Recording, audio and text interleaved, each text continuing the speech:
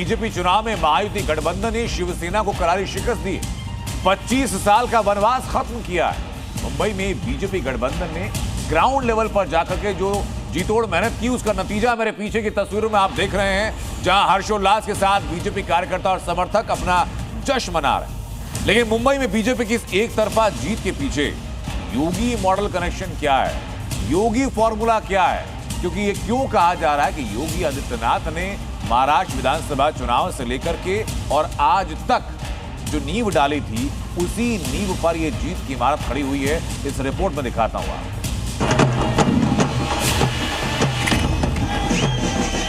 कटेंगे तो कटेंगे, एक रहेंगे तो नेक रहेंगे।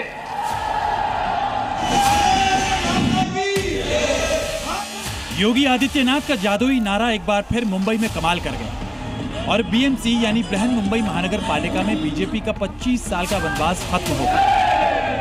बीएमसी चुनाव में योगी मॉडल एक बार फिर हिट हो गया। हिंदुत्व की लहर ने हिजाब मराठी मुद्दे को धो दिया। बिना मुंबई पहुंचे योगी ने बीजेपी को बीएमसी का ताज दिला दिया। योगी के जिस उद्घोष ने महाराष्ट्र की राजनीति को बदलने का काम किया था, उन्हीं नारों ने मुंबई में एक बार फिर कमाल कर दिया। विधानसभा चुनाव में महायुति ने जो बम्पर जीत हासिल की थी, उसका सिलसिला अभी भी जारी है। सनातन से ऊपर कोई नहीं। इस सनातन की ध्वजा पताका हमेशा दिग दिगंत तक ऐसे ही गूंजती रहेगी और ऐसे ही दिखाई देगी। और ये जश्न, ये खुशी, ये उत्साह उसी वनवास के खत्म होने की है। बीजेपी मुंबई का नया बॉस बनने जा रही है, वो भी योगी के ट्राइड एंड टेस्टेड फॉर्मूले के साथ। बीएमसी चुनाव में खुद को साबित करने के लिए जहां ठाकरे ब्रदर्स गले मिले, दोनों नेताओं ने नैरेटिव सेट करने की कोशिश की कि मुंबई का महापौर मराठी होगा और ठाकरे ब्रदर्स के गठबंधन से होगा। तो वहीं मुसलमानों का पैरोकार बनने उतरे असदुद्दीन ओवैसी की पार्टी ने मुंबई को खान, पठान या बुर्का पहनने वाली महिला महापौर का सपना बेचा। लेकिन जब नतीजों की बारी आई तो एक बार फिर हिंदुत्व का मुद्दा बीजेपी के लिए संजीवनी का काम कर गया। इस जीत के पीछे बीजेपी की टीम वर्क और जमीनी पकड़ तो थी ही, लेकिन आखिर बीजेपी ने बाजी कैसे पलटी, ये भी जान लीजिए। बीजेपी का फोकस लोकल मुद्दों पर रहा और ग्राउंड पर मजबूत पकड़ थी। इसके अलावा बीजेपी ने मराठी मतदाताओं में सेंधमारी की और शिवसेना के वोटर्स को अपने पाले में ले आई। बीजेपी को बदलती डेमोग्राफी का भी फायदा मिला।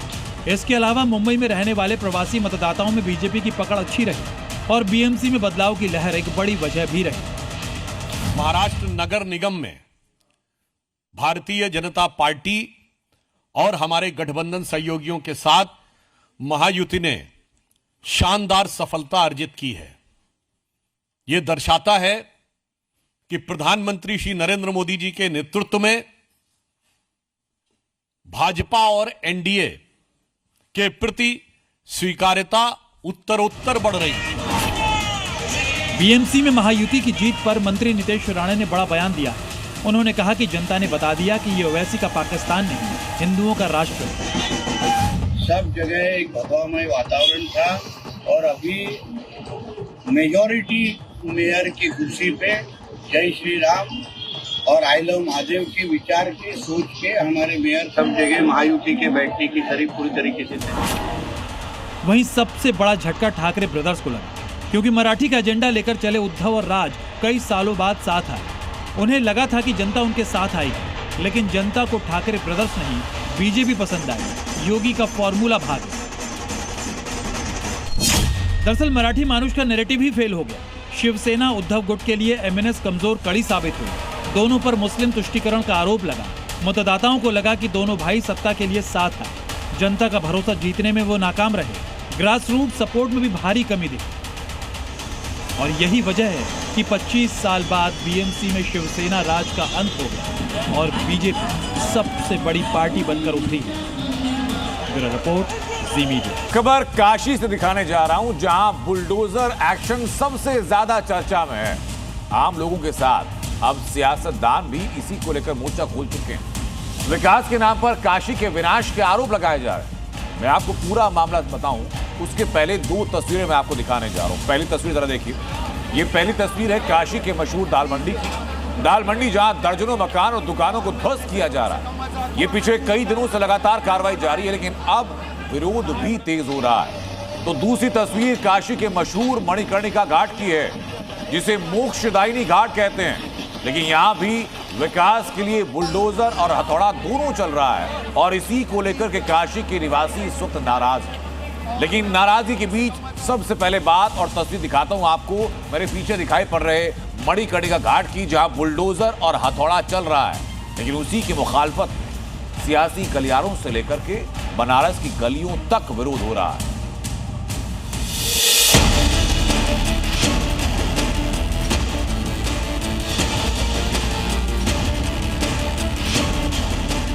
देवों के देव महादेव की नगरी काशी, जहां मृत्यु को भी मंगल माना जाता है, जो इंसानों के लिए मुक्ति का आखिरी धाम है।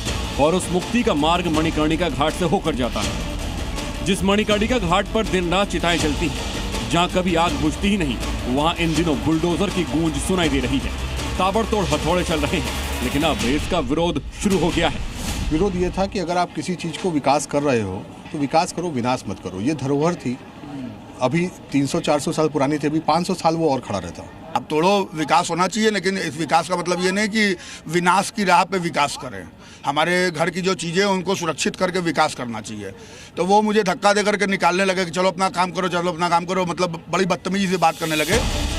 दरअसल काशी के कायाकल्प के लिए मणिकर्णिका से सिंधिया घाट तक कॉरिडोर बनाया जाना है, जिससे घाटों पर आने वाले तीर्थयात्रियों को बेहतर सुविधा मिलेगी और दोनों घाटों के बीच कनेक्टिविटी बढ़ेगी।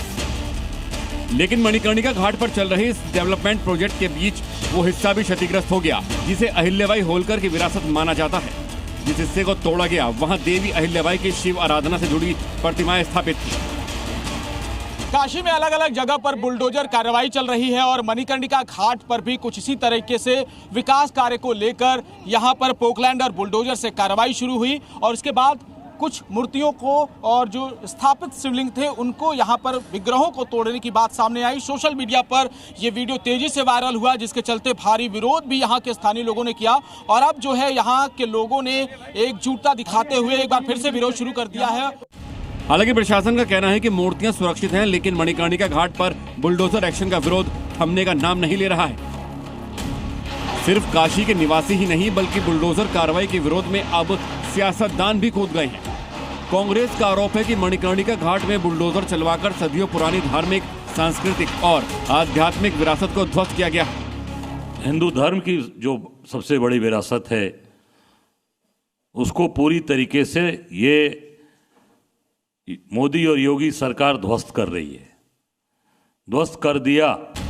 वहीं समाजवादी पार्टी के मुखिया अखिलेश यादव ने भी काशी में बुलडोजर एक्शन को लेकर बीजेपी पर हमला बोला और यहां तक कह दिया कि काशी बीजेपी के लिए विनाश का कारण बनेगी। साफ है कि विपक्ष को वाराणसी में विकास के लिए बुलडोजर मॉडल का विरोध बीजेपी के खिलाफ सियासी लड़ाई में संजीवनी के तौर पर नजर आ रहा है। काशी से जयपाल के साथ ब्यूरो रिपोर्ट, जी मीडिया। तस्वीर में आपको काशी की दाल मंडी की अब दिखाने जा रहा हूं। वहां दाल मंडी में भी विरोध है, लेकिन अब दाल मंडी के मुसलमान सड़कों पर उतरने की धमकी दे रहे हैं।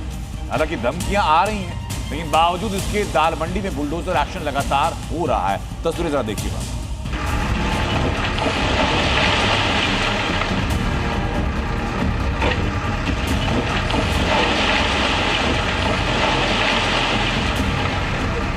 काशी की दाल मंडी में हथौड़े चल रहे हैं।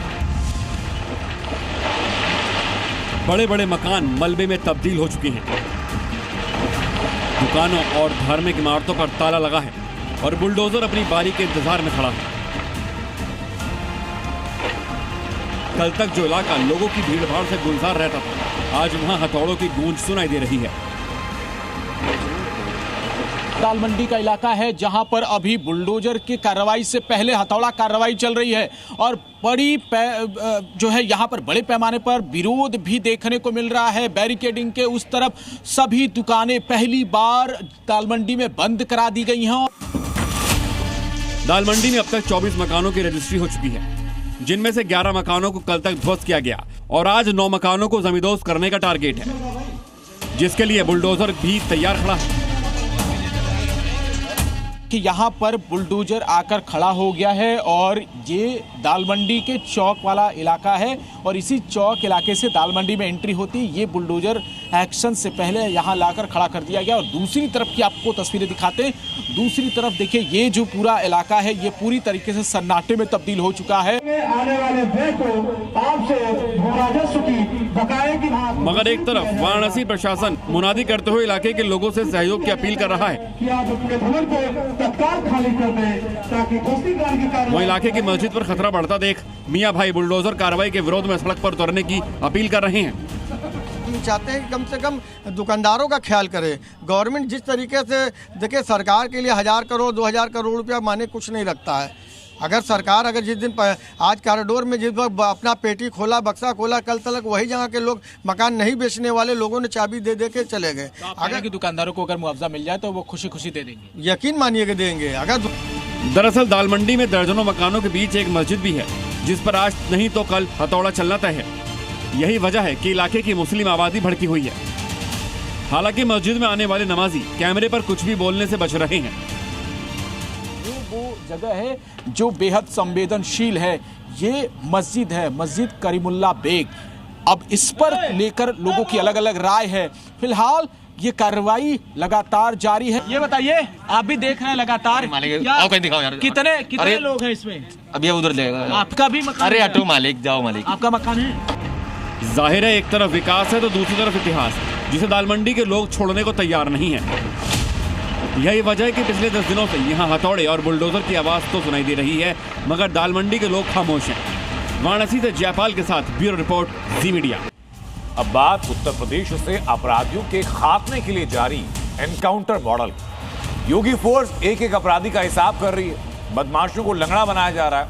लेकिन इसी कार्रवाई पर समाजवादी पार्टी योगी एक्शन में खोट देख रही है। एनकाउंटर पर सवाल उठ रहे हैं और दावा ये कि यूपी में पुलिस ने एनकाउंटर के रेट तय कर दिए। एक थानेदार ने रेट खोल दिया था, 1.5 लाख दे देता तो उसके विरोधी को गुड्डे मारते होते। वन डिस्ट्रिक्ट वन माफिया आपने पैदा किया था, आज माफिया नहीं है, दूर की कौड़ी हो चुकी है। से शासन धमक से चलता है और वही धमक आज प्रदेश के अंदर माफिया के अंदर दिखाई दे रही है। अपराधियों का एनकाउंटर हो या फिर कब्जा गैंग पर बुलडोजर एक्शन, आज देश के कई राज्यों में योगी मॉडल हिट है। क्योंकि बुलडोजर और बुलेट धर्म जाति नहीं सिर्फ अपराधी देखती है। लेकिन राजनीतिक दल इसे सियासी चश्मे से देखते हैं। समाजवादी पार्टी ने एक बार फिर अपराधियों के एनकाउंटर पर सवाल उठाए हैं। मुजफ्फरनगर से एसपी सांसद हरेंद्र मलिक तो एनकाउंटर के रेट तक बता रहे हैं। समाजवादी पार्टी सांसद के मुताबिक पिंडली में गोली मारने का 1 लाख और टखने में गोली मारने के 1.5 लाख रुपए मिलते हैं और पुलिस को ये रुपए आरोपी के विरोधियों से मिलते हैं। एक थानेदार ने तो रेट ही खोल दिया था 1 लाख में पिंडी पर, 1.5 लाख में गुडले में, आप ही के क्षेत्र में। तो हमने कप्तान साहब को कहा, भाई कप्तान साहब ये क्या रेट खुल गए, तो ज्यादातर रेट पे तो लग रही गोली। समाजवादी सांसद भले ही एनकाउंटर पर सवाल उठा रहे हों, लेकिन यूपी के अपराधियों में योगी फोर्स के इसी एनकाउंटर का ऐसा खौफ है कि वो या तो यूपी छोड़ रहे हैं या फिर लंगड़े हो रहे हैं। बड़े बड़े गुंडा माफिया यमराज के पास पहुंच रहे हैं। अपराधियों के खिलाफ ऑपरेशन लंगड़ा पर सवाल उठाने वालों को ये आंकड़े जरूर देखने चाहिए कि योगी फोर्स के इस मॉडल से क्राइम रेट किस तरह से घटा है। उत्तर प्रदेश में 2017 के बाद डकैती के मामलों में करीब 86% की कमी आई है, जबकि लूट के मामले 78%, हत्या के मामलों में 43%, अपहरण फिरौती के मामलों में 70%, दहेज हत्या के मामलों में 28% और रेप के मामले करीब 26% घटे हैं। उत्तर प्रदेश में 2017 के बाद 15,000 से ज्यादा एनकाउंटर हुए हैं, जिसमें 256 कुख्यात अपराधी मारे गए। विपक्ष भले ही एनकाउंटर पर कितने ही सवाल उठाए, लेकिन पुलिस का अपराध मुक्त यूपी मिशन बदस्तूर जारी है, जो अंतिम अपराधी के खात्मे तक चलता रहेगा। पिछले 24 घंटे में मुजफ्फरनगर, हरदोई और देवरिया तक ताबड़तोड़ एनकाउंटर हुए। मुजफ्फरनगर में पुलिस ने मुठभेड़ के बाद 2 शातिर बदमाशों को गिरफ्तार किया, जबकि हरदोई में 25,000 के वांटेड बदमाश को लंगड़ा बना दिया गया। वहीं देवरिया में 25,000 का इनामी बदमाश अपने पैर पर चलने लायक नहीं रहा। ये तस्वीरें सीएम योगी के अपराध के प्रति जीरो टॉलरेंस नीति की तस्दीक करती हैं, मगर विपक्ष बार बार योगी फोर्स की बुलेट पॉलिसी को वोट के लिए खारिज करता रहता है। और चूंकि यूपी में अगले साल फिर चुनाव होना है, लिहाजा एक बार फिर एनकाउंटर पर सियासी रण शुरू हो चुका है। ब्यूरो रिपोर्ट, जी मीडिया। ये बात सच है कि उत्तर प्रदेश में सीएम योगी का मैसेज एकदम साफ, जो अपराध करेगा उसका हिसाब होगा और यूपी पुलिस के अंदाज से होगा। जो बहन बेटियों की सुरक्षा से खिलवाड़ करेगा उसका भी इलाज होगा। लेकिन हमीरपुर का अफान इसी वार्निंग को भूल गया है। योगी फोर्स ने वार्निंग भी याद दिलाई और इलाज भी। अगर बेटी की सुरक्षा के साथ खिलवाड़ किया तो तय मानिए कि अगले चौराहे पर यमराज टिकट काटने के लिए खड़ा होगा,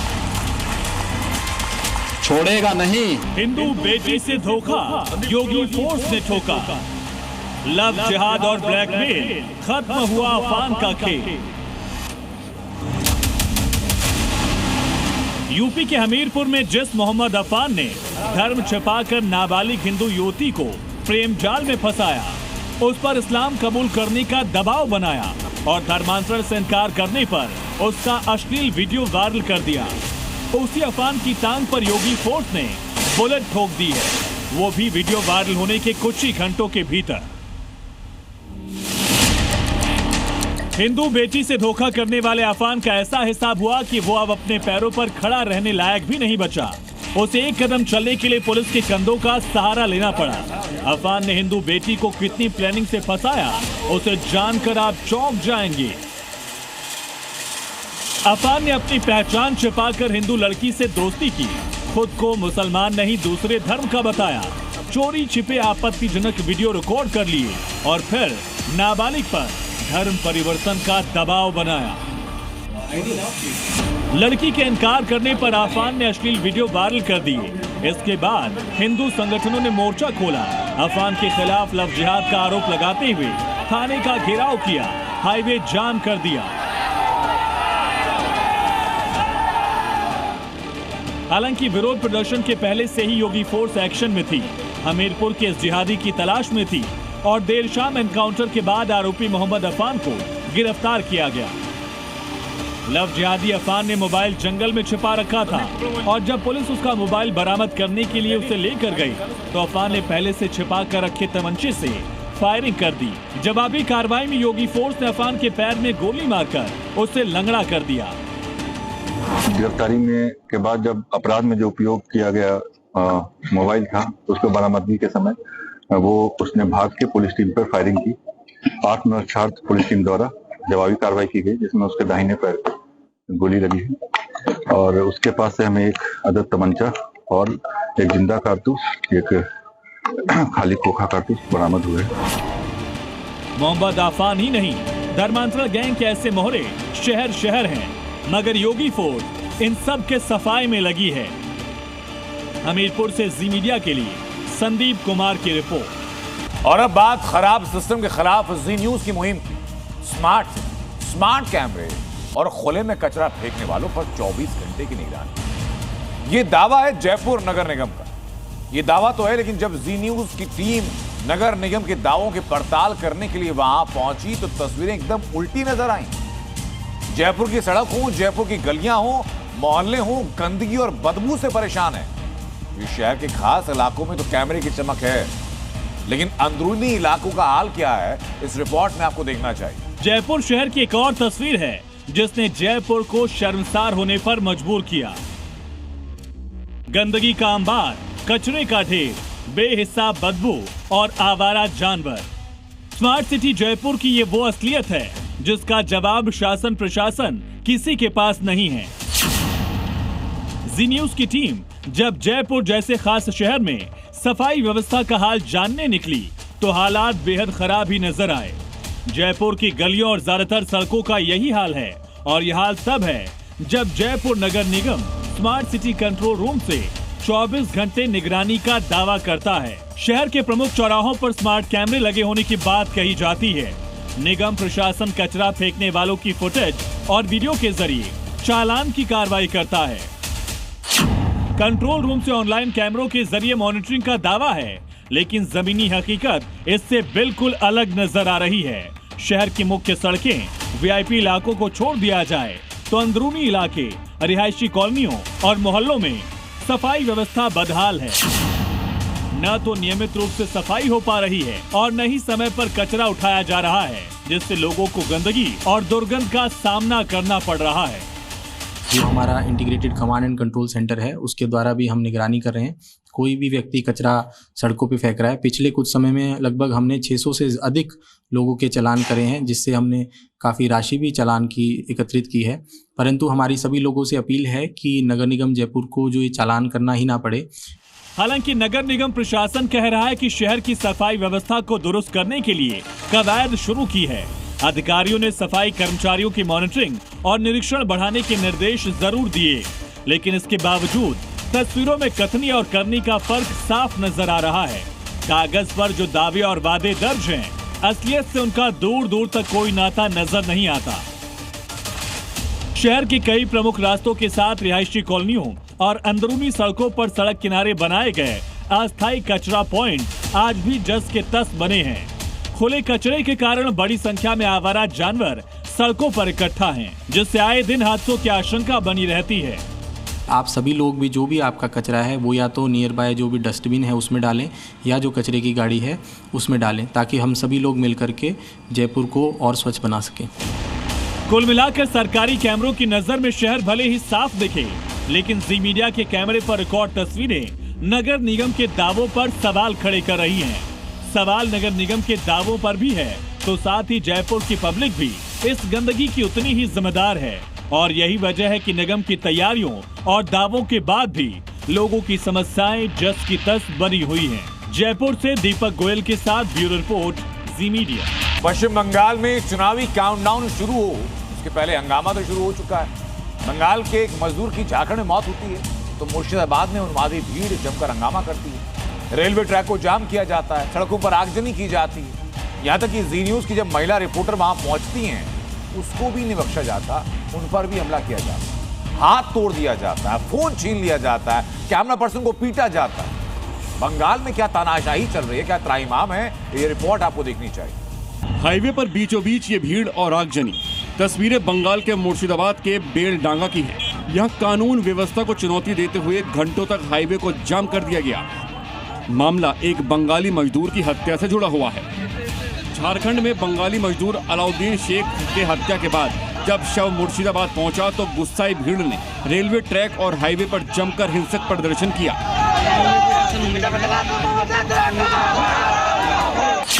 मुर्शिदाबाद में उन्मादी भीड़ का बवाल, हाईवे पर आगजनी की गई, रेलवे ट्रैक जाम किया गया, महिला पत्रकार पर हमला किया गया और कैमरामैन पर भी हमला किया गया। ये 4 तस्वीरें ये बताने के लिए काफी हैं कि मुर्शिदाबाद में कैसे उन्मादी भीड़ ने बंगाली मजदूर की हत्या के बहाने जमकर बवाल काटा। जो मन में आया वो किया। दीदी के राज में कानून तमाशबीन बना रहा। जी न्यूज की महिला पत्रकार को रौंदते हुए उन्मादी भीड़ ने हमला किया, हाथ तोड़ दिया और कैमरामैन को भी पीटा। अब इस मामले पर सियासत गर्मा गई है। BJP IT head Amit Malviya ने तस्वीरें शेयर करते हुए ममता सरकार पर निशाना साधा। केंद्रीय मंत्री सुकांत मजूमदार ने भी ममता सरकार को घेरते हुए जी न्यूज की महिला पत्रकार पर हमले की तस्वीर शेयर की है। बंगाल के मजदूर की झारखंड में पीट कर हत्या। मजदूर अलाउद्दीन शेख बेलडांगा का रहने वाला था। झारखंड में नाविक का काम करता था अलाउद्दीन शेख। झारखंड में अलाउद्दीन शेख का शव लटका हुआ मिला। स्थानीय लोगों का कहना है कि हत्या के बाद फांसी दी गई है। अलाउद्दीन शेख की हत्या के बाद मुर्शिदाबाद में जो कुछ हुआ उसकी तस्वीर हैरान करने वाली है। जी न्यूज संवाददाता सोमा शूट करने पहुंची थी तो उसे भी कट्टरपंथियों की भीड़ ने नहीं बख्शा और मारपीट की गई। दीदी के राज में ये कट्टरपंथी गैंग की गुंडागर्दी नहीं तो क्या है। सिस्टम पर सवाल खड़े हो रहे हैं। महिला सम्मान की बात करने वाली ममता सरकार इस घटना पर क्या जवाब दे पाएगी। बहरहाल मौके पर तनाव को देखते हुए भारी पुलिस बल तैनात है। ब्यूरो रिपोर्ट, जी मीडिया। अब बात जम्मू कश्मीर में पाकिस्तानी जनरल मुनीर के 26 जनवरी वाली साजिश। ऑपरेशन सिंधु में पिटने के बाद मुनीर और उसके आतंकी अलग अलग तरीकों से हिंदुस्तान के खिलाफ अलग अलग साजिशें रचने की फिराक में है। नए साल से ड्रोन वाली साजिश बदस्तूर जारी है। तो अब मुनीर के आतंकी समंदर के रास्ते भी टारगेट करने की कोशिश में, लेकिन भारतीय कैसे हर कोशिश को विफल कर रहे हैं उसका सबूत मैं दिखाता हूं। शातिर मुनीर की 2.5-4 पाक का होगा बुरा हाल। साजिशों का शतरंज बिछाया, जनरल हर चाल पर मात खाया। पाकिस्तानी साजिशों के निशाने पर है जम्मू के बॉर्डर से सटे इलाके। ठंड के मौसम को हथियार बनाकर 26 जनवरी से पहले मुनीर की जिहादी ब्रिगेड हिंदुस्तान में घुसपैठ और ड्रोन वाली साजिशों को अंजाम देने की फिराक में है। सीधी लड़ाई में पिट चुके मुनीर के भगोड़े अब अपनी असलियत पर उतर आए हैं, जिसका सबूत है ये 3 तस्वीरें। जम्मू से लेकर अरब सागर तक मुनीर के गुर्गों की फौज साजिशों की पूरी स्क्रिप्ट लेकर उतर पड़ी है। मकसद सिर्फ एक, जैसे भी हो हिंदुस्तान में दहशत फैलाकर अमन और चैन को तबाह किया जाए। लेकिन मुनीर की टेरर फोर्स का मिशन 26 हिंदुस्तान की ताकत के आगे लगातार फुस हो रहा है। नया साल शुरू होते ही भारतीय सीमा से सटे इलाकों में पाकिस्तानी ड्रोन्स की आमद तेजी से बढ़ी है। मुनीर की साजिशों के लिस्ट में ड्रोन फेवरेट टूल बन चुका है। ड्रग्स की सप्लाई, हथियार गिराना, एलओसी की रेकी और ओजीडब्ल्यू को मदद पहुंचाने के लिए साजिश के ड्रोन लगातार भारतीय सीमा से सटे इलाकों में उड़ान भर रहे हैं और हिंद की गोलियों का निशाना बन रहे हैं। पिछले एक हफ्ते में पाकिस्तान की तरफ से ड्रोन घुसपैठ की 3 बड़ी कोशिशें हुई हैं। 9 जनवरी को सांबा के पालूड़ा गांव पर उड़ रहे आतंकी ड्रोन ने हथियार गिराए थे, तो 11 और 12 जनवरी की रात सांबा, राजौरी और पुंछ के 5 अलग अलग इलाकों पर ड्रोन देखे गए थे। इसके बाद 13 और 14 जनवरी की रात राजौरी के केरी और डूंगा गली क्षेत्रों में ड्रोन की हलचल देखी गई थी। राजौरी जिले के मंजाकोट थाना क्षेत्र के अंतर्गत ककोड़ा इलाके में चलाए जा रहे कॉर्डन एंड सर्च ऑपरेशन के दौरान सुरक्षा बलों को बड़ी कामयाबी मिली। एसओजी राजौरी के तलाशी अभियान के दौरान इलाके से संदिग्ध रूप से छिपाया गया बैग बरामद किया गया। बैग की जांच के बाद सेना के बम निरोधक दस्ते ने उसमें से 3.5 किलोग्राम का इम्प्रोवाइज्ड एक्सप्लोसिव डिवाइस यानी आईईडी बरामद किया। इतनी भारी मात्रा में एक्सप्लोसिव मिलने के बाद पूरे इलाके में सुरक्षा व्यवस्था कड़ी कर दी गई है। सुरक्षा बलों को शक है कि आईईडी आतंकियों के लिए छोड़ा गया है या फिर पाकिस्तान की तरफ से आए घुसपैठिए से लेकर आए होंगे।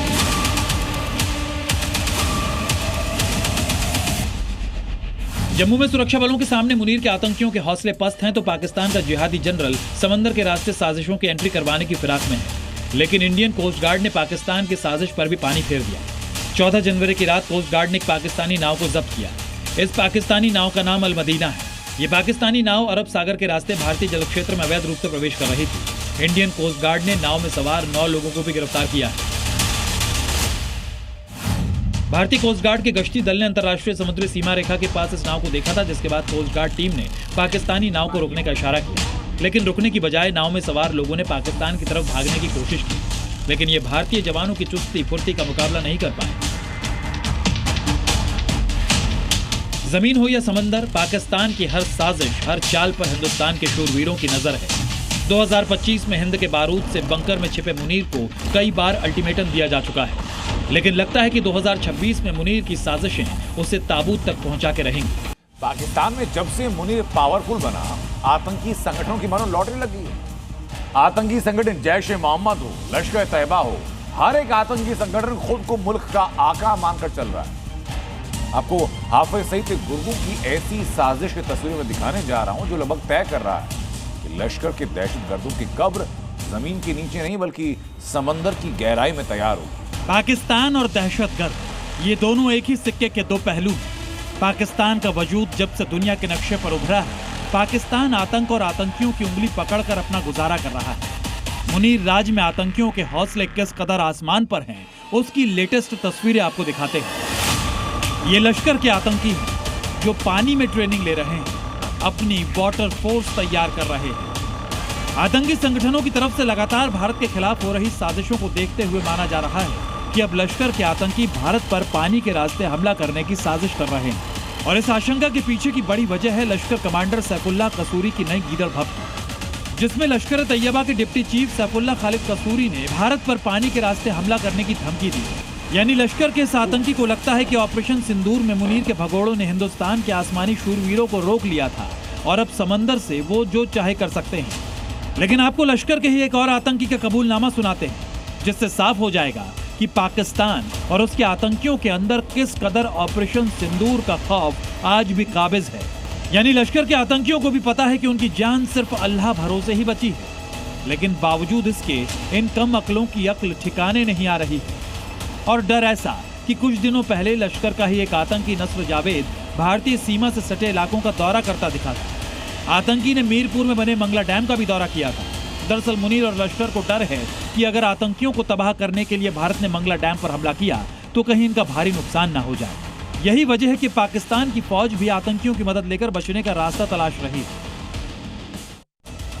पानी से बढ़ती लश्कर आतंकियों की मोहब्बत बता रही है कि साजिश बड़ी है, क्योंकि भारत की खुफिया और सुरक्षा एजेंसीज गणतंत्र दिवस को लेकर हर इनपुट को गंभीरता से ले रही है। खुफिया रिपोर्ट्स के मुताबिक लश्कर के पास सैकड़ों स्कूबा डाइवर्स और प्रशिक्षित तैराक मौजूद हैं, जिन्हें पाकिस्तान के अलग अलग ठिकानों पर पानी के भीतर ऑपरेशन की खास ट्रेनिंग दी जा रही है। और साथ ही इन ट्रेनिंग सेंटर्स पर एडवांस्ड उपकरण और स्पीड बोट्स का भी इस्तेमाल हो रहा है। ये वही लश्कर तैयबा है जिसने भारत को कई गहरे और दर्दनाक जख्म दिए हैं। लेकिन अब जालिम जनरल का दौर देख रहे पाकिस्तान में इन टेरर ग्रुप की ताकत तेजी से बढ़ रही है और आतंकियों की यही पकड़ पाकिस्तान को दुनिया के नक्शे से साफ कर देगी। ब्यूरो रिपोर्ट, जी मीडिया। पाकिस्तान के बाद अब रुख करते हैं ईरान का। सवाल उठ रहे हैं कि क्या अमेरिकी राष्ट्रपति ईरान से डर गए हैं? आखिर क्यों ईरान पर अटैक का आक्रामक प्लान अचानक रोक दिया गया, बदल दिया गया? ईरान पर हमला क्या अब नहीं होगा? ये ऐलान डोनाल्ड ट्रंप खुद क्यों कर रहे हैं? ये सवाल आज पूरे वर्ल्ड मीडिया में ट्रेंडिंग है। उसके पीछे की पूरी इनसाइड स्टोरी इस स्पेशल रिपोर्ट में आपके सामने। ईरान में हिंसक प्रदर्शन के बीच अमेरिकी सेना का वॉर मोड और फिर ट्रंप का बदला मोड। पूरी वर्ल्ड मीडिया में हेडलाइन बड़ी है। दुनिया को ईरान पर अपना अटैक प्लान और उसकी साफ वजह बताने के बाद आखिर ऐन वक्त पर डोनाल्ड ट्रंप क्यों बैकफुट पर आ गए? आपको दो तस्वीरें दिखा रहे हैं। ट्रंप के ऑर्डर पर अमेरिकी आर्मी का मूवमेंट। 14 जनवरी ट्रंप ने कतर एयरबेस को एक्टिव किया। 15 जनवरी साउथ चाइना सी से युद्धपोत लिंकन रवाना किया। ये दोनों तस्वीरें देखकर ये लगने लगा था कि ईरान को लेकर ट्रंप का वॉर प्लान क्लियर है। अब ईरान पर अमेरिका का हमला कोई नहीं रोक सकता। लेकिन 16 जनवरी को ट्रंप ने बदल दिया पूरा प्लान। ईरान से हुई पीस डील। 12 घंटे में ऐसा क्या हुआ? जिस तेवर के साथ ट्रंप ने वॉर का ऐलान किया था, उसके ठीक उलट खुद ही ट्रुथ सोशल पर लिखा, यह ऐलान करना मेरे लिए बहुत बड़े सम्मान की बात है कि ईरान के साथ शांति बोर्ड का गठन कर दिया गया है। बोर्ड के सदस्यों के नामों की घोषणा जल्द ही की जाएगी, लेकिन मैं निश्चित रूप से कह सकता हूं कि अब तक का सबसे महान और सबसे प्रतिष्ठित पीस बोर्ड है। इस मामले पर आपका ध्यान देने के लिए धन्यवाद। ट्रंप का ये यूटर्न ऐसे वक्त में आया। ईरान में बढ़ती महंगाई को लेकर चल रहे विरोध प्रदर्शनों का दौर जारी है। इसे रोकने के लिए इंटरनेट पर पाबंदियां लगाई गई हैं। और इसी बीच अमेरिका का हमला नहीं होगा, इसकी तस्दीक पाकिस्तान में ईरान के राजदूत अमीरी मोगधम ने भी की है। यानी फिलहाल युद्ध का खतरा टल गया है। पीस बोर्ड गठन दोनों देशों के बीच मतभेद के मुद्दों पर विचार करेगी। साथ ही इजराइल के साथ भी तनाव कम करने पर बात होगी। लेकिन सवाल है कि ईरान में विरोध प्रदर्शनों का क्या होगा, जिसमें हजारों लोग मारे जा चुके हैं। जैसे ईरानी अधिकारियों के जारी किए इस वीडियो में दिखता है। इस वीडियो फुटेज में हाईली ट्रेंड लोगों के एक समूह को ईरान में हमले की तैयारी करते दिखाया गया। ईरानी अधिकारियों के मुताबिक ये लोग मोसाद से जुड़े हो सकते हैं। फुटेज में हथियार लोड करना, कपड़ों के नीचे हथियार छिपाना और सैटेलाइट कम्युनिकेशन का इस्तेमाल दिखाया गया। ईरान इसे विदेशी खुफिया एजेंसियों से जुड़ा बता रहा है। ट्रंप ने तो वॉर रोकने के पीछे दलील तो ये दी है कि ईरान ने फांसी टाल दी है, प्रदर्शनकारियों पर हमले रोक दिए हैं, लोगों का मारा जाना बंद हो चुका है। लेकिन ये वीडियो तो कुछ और ही कहानी बता रहा है। ट्रंप के मुताबिक ईरानी अधिकारियों ने प्रदर्शनकारियों पर हमले तो रोक दिए, लेकिन अगर इस वीडियो में हिंसा की तैयारी ऐसी दिख रही है तो फिर ईरान में शांति स्थापना कैसे होगी? अगर ट्रंप ने ईरान पर जारी हिंसा को देखते हुए प्रदर्शनकारियों को मदद और ईरान पर हमले की बात कही थी, लेकिन विदेशी एजेंसियों की घुसपैठ के बाद ये हिंसा तो रुकने वाली नहीं है। बांग्लादेश जहां हिंदुओं के खिलाफ लगातार हिंसा हो रही है, बांग्लादेश जहां हर रोज अल्पसंख्यक समुदाय पर हमले हो रहे हैं, बांग्लादेश जहां केयर टेकर मोहम्मद यूनुस सुरक्षा का भरोसा देते हैं लेकिन अपने होठ से लेते हैं, लेकिन अब यही हिंसा यूनुस का तख्ता पलट कराने वाली है। बांग्लादेश की सेना के अंदर से जो रिपोर्ट आ रही है वो बिल्कुल कंफर्म है और वो बता रही है कि बहुत जल्द यूनुस का काउंटडाउन वहां पर शुरू होने वाला है। बांग्लादेश के केयरटेकर पीएम मोहम्मद यूनुस के लिए आफत लेकर आने वाली है। हिंदुओं के खिलाफ लगातार हिंसा, इस्लामिक कट्टरपंथियों का उत्पात और हिंदू घरों में आगजनी की घटनाएं मोहम्मद यूनुस की मौत का पैगाम लेकर आएंगी, ये तय हो चुका है। इसकी तस्दीक कर रहे हैं हिंसा के ये वीडियो। गुरुवार को जिस तरह सिलहट में एक हिंदू टीचर के घर आग लगा दी गई, पूरी बस्ती में दहशत फैलाने की कोशिश की गई, जो आज हिंदुओं के खिलाफ है, कल यूनुस के लिए भी सिरदर्द साबित होने वाला है। इस घटना में हिंदू परिवार तो बच गया, लेकिन सेना और पुलिस का कोई एक्शन नहीं है। जो सेना हिंसा पर एक्शन नहीं ले रही, जो पुलिस अल्पसंख्यकों को सुरक्षा नहीं दे रही, इसके पीछे वजह है यूनुस के खिलाफ असंतोष। बांग्लादेश की सेना में दो फाड़, तख्ता पलट और सिविल वॉर तय। बांग्लादेश में जारी हिंसा के बीच ये नया अपडेट है। इसके मुताबिक बांग्लादेश की सेना दो हिस्सों में बंट चुकी है, ठीक वैसे ही जैसे पिछले साल अगस्त के छात्र आंदोलन में बटी थी। एक धड़ा तब की पीएम शेख हसीना के साथ और दूसरा हिस्सा उनके खिलाफ था। अब यूनुस की बारी है, जिनका ना तो सेना पर कंट्रोल है, ना दूसरे सुरक्षा बलों पर। पाकिस्तान की एजेंसियां घर में घुसकर हिंसा फैला रही हैं और यूनुस सिर्फ मुंह ताक रहे हैं। पाकिस्तानी हुक्मरानों के साथ गलबहियां कर रहे हैं। इससे सेना का एक बड़ा तबका नाराज है। इसके साथ छात्रों का एक गुट भी यूनुस के खिलाफ आवाज उठा रहा है। यूनुस अगर ऐसे ही नाकारा बैठे रहें तो पाकिस्तान एक बार फिर से बांग्लादेश में हुकूमत चलाएगा। बांग्लादेश की सेना का बड़ा तबका इसके खिलाफ है। इस बात की चेतावनी सेना प्रमुख वकारुज्जमान ने दिसंबर में ही दे दी थी कि सरहदी इलाकों में घुसपैठ और पाकिस्तान प्रायोजित हिंसा बांग्लादेश में चुनाव से पहले बड़ी गड़बड़ी पैदा कर सकती है। लेकिन यूनुस की अंतरिम सरकार ने सेना से सलाह लिए बिना फरवरी में चुनाव कराने का ऐलान कर दिया। इस बात से नाराज सेना अब यूनुस को ही सत्ता से हटाने की कोशिश कर रही है। अगर ऐसा हुआ तो बांग्लादेश में ऐसा गृहयुद्ध छिड़ेगा जिसमें ना तो यूनुस के लिए भागने की मोहलत होगी, ना ही अपनी सत्ता बचाने की। ब्यूरो रिपोर्ट, जी मीडिया।